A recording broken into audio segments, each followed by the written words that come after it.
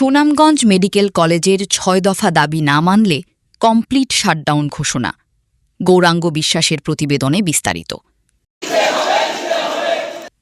বাংলাদেশের চিকিৎসকদের পেশাগত মর্যাদা রক্ষা, বৈষম্য নিরসন এবং সামগ্রিক চিকিৎসা ব্যবস্থার শৃঙ্খলার স্বার্থে কেন্দ্রীয় কর্মসূচির অংশ হিসেবে সুনামগঞ্জ মেডিকেল কলেজের শিক্ষার্থীবৃন্দ ৬ দফা দাবি বাস্তবায়নের আহ্বান জানিয়ে বিক্ষোভ মিছিল পালন করেছে।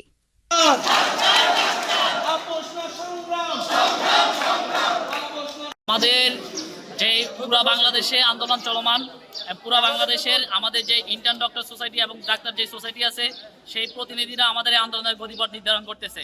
তা শুধু আমাদের এই সুনামগঞ্জ মেডিকেল কলেজ না, অন্যান্য মেডিকেল কলেজেই আমরা সমানতালে আমরা কর্মসূচি পালন করতেছি। আমাদের আগামীকালকে যে কর্মসূচি, আগামীকালকে আমাদের কর্মসূচি হচ্ছে কমপ্লিট শাটডাউন। আমাদের যে একাডেমিক ক্লাস পরীক্ষা সব কিছু বর্জন আগামীকালকে থেকে আমাদের একাডেমিক কোনো কার্যক্রম চলবে না।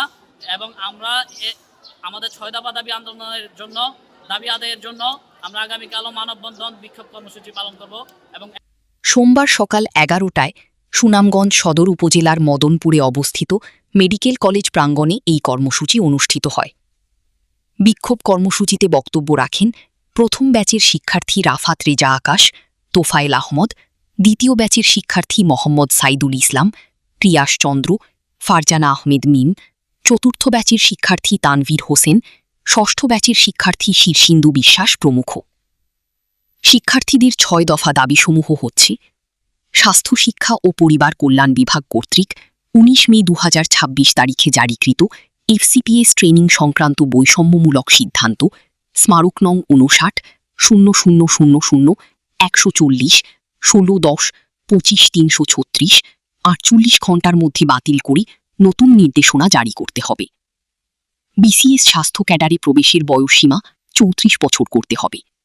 স্বাস্থ্যকর্মী নিরাপত্তা আইন প্রণয়ন এবং এর আওতায় দ্রুত বিচার ট্রাইব্যুনালে বিচার নিশ্চিত করতে হবে। ইন্টার্ন চিকিৎসকদের ভাতা ৩০,০০০ টাকা এবং বেসরকারি ট্রেনি চিকিৎসকদের ভাতা ৫০,০০০ টাকায় উন্নীতকরণ সহ বেসরকারি চিকিৎসকদের জন্য সুনির্দিষ্ট বেতন কাঠামো প্রণয়ন সহ এই ৬ দফা দাবি তুলে ধরেন।